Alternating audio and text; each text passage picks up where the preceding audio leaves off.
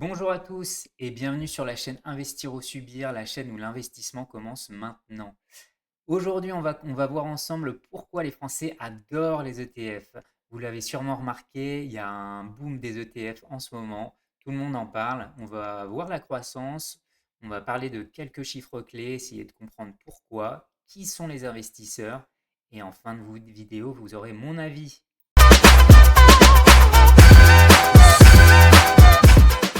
Alors effectivement, les Français adorent les ETF et aujourd'hui en fait on voit que déjà au niveau de la croissance, il y a eu d'une année sur l'autre un fois deux. Donc on est passé quand même, et ça c'est quand même valable en fait depuis 2023 globalement, on a vu une énorme augmentation des ETF. On est plutôt sur des jeunes, donc c'est sur la partie 25-35 et il y a un flux qui est dominant sur le S&P 500 et le MSCI World. Néanmoins, c'est quand même la grosse partie en fait, mais il n'y a pas que ça. Il n'y a pas que ça, on va le voir. Il y a aussi ouais, une éducation financière en ligne qui a été simplifiée et c'est aussi ce que je fais aujourd'hui, donc j'espère que ça va vous plaire.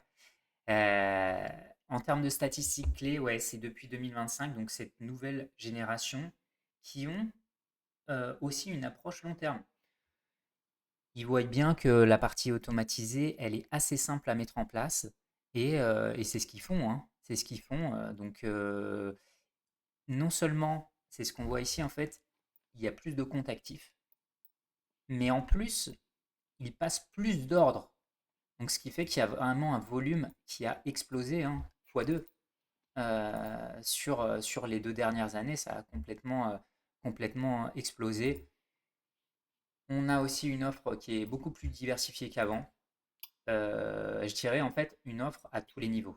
Parce qu'il y a beaucoup plus de banques en ligne, il y a beaucoup plus d'ETF éligibles, de PEA, sur PEA, sur CTO, je rappelle. PEA, c'est plan épargne en action et CTO, compte titre ordinaire.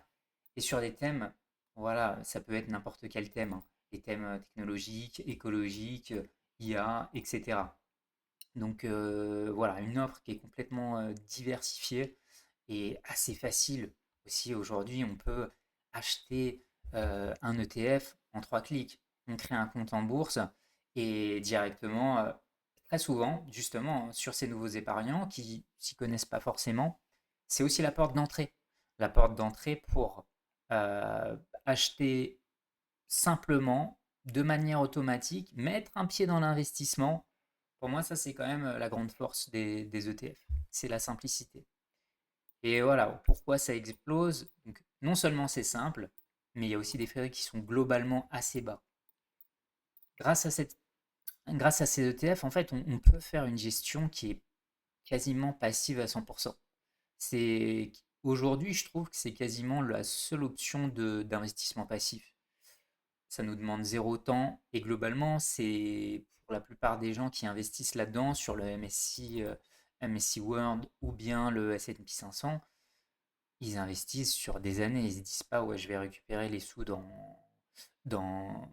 un an. Non, je crois qu'ils voient vraiment sur un aspect long terme, hein. Donc on le voit bien, il y a une diversification, une exposition qui peut être diversifié, mais pas forcément, hein. Le S&P 500, par exemple, on est quand même hyper exposé à la croissance américaine. Même si les entreprises américaines eux-mêmes font du chiffre d'affaires en Asie et en Europe aussi, globalement, s'il y a des lois qui passent aux États-Unis, ça peut être vite compliqué pour eux. Donc voilà, il y a cet effet de masse qui peut aussi être dangereux. C'est aussi important de le signaler, hein. Il y a des gros points positifs pour les ETF. Néanmoins, on peut prendre aussi des grosses claques s'il y a une crise. Bon, tout le monde en pâtira, mais les ETF seraient les premiers, je pense. Des indices qui sont connus et clairs aujourd'hui. Voilà, il y a du physique, il y a du synthétique. Moi, je suis plutôt physique, mais bon, il y a aussi du synthétique, c'est possible. Ça dépend des cas, ça dépend de vos envies. Euh, il y a aussi, comme je disais, en fait, une simplicité avec des apps mobiles. Aujourd'hui, on peut passer des ordres sur son téléphone. Moi-même, je le fais régulièrement, même si j'aime bien avoir un support visuel avec mon ordinateur un peu plus clair. Néanmoins, on peut passer des ordres en 2 clics, ouvrir un compte en 2 clics aussi. C'est ça que je voulais ajouter, c'est que sur la partie, il y a une offre, de banques, de néobanques ou nouvelles banques qui ont complètement, inondé le marché et voilà, qui ont aussi des frais encore plus bas. C'est pour ça que, ils ils insistent là-dessus, sur la création de CTO, de PEA. Je sais que par exemple Trade Republic a gagné à croissance et une croissance aussi heu, du nombre, de particuliers qui ont investi dans je crois qu'ils ont d'ailleurs, ils ont pas de PEA. Je crois qu'ils ont qu'un CTO. Bon, peut-être ça viendra, hein, probablement, mais c'est vrai que, voilà, ils ont démocratisé pour les jeunes, heu, le le fait d'investir en bourse, hein. Et voilà, c'est ce qu'on voit, hein, dans le profil des investisseurs. On est sur les 25-35. J'y passe de justesse. Avec une vision long terme. Voilà, ils s'investissent sur des années avec un DCA. Donc DCA, c'est dollar cost average. Donc ce qui signifie chaque mois, on investit de manière régulière et quasiment la même somme. Donc, et on automatise ça en fait hyper simplement. Donc c'est une solution, ouais, qui est diversifiée et sans stock picking. Voilà, stock picking, il faut être quand même un petit peu plus connaisseur, même si je pense qu'il y en a quand même beaucoup qui investissent sans trop savoir, malheureusement. Euh, je pense que la bonne chose des ETF, c'est que c'est la porte d'entrée. C'est vraiment pour le nouvel investisseur, c'est ce qu'il y a de plus simple. Donc pour un nouvel investisseur, finalement, je conseillerais, ouais, s'il veut pas trop s'impliquer, ouais, de partir là-dessus. Euh, il y a effectivement d'autres ETF qui sont possibles sur des small caps. En fait, ça peut être sur vraiment n'importe quel thème.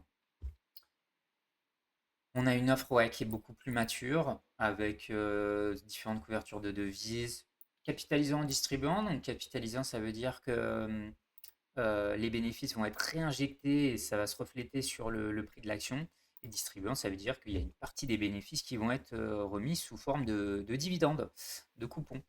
Donc de manière annuelle ou biannuelle, peu importe, ça peut être différent.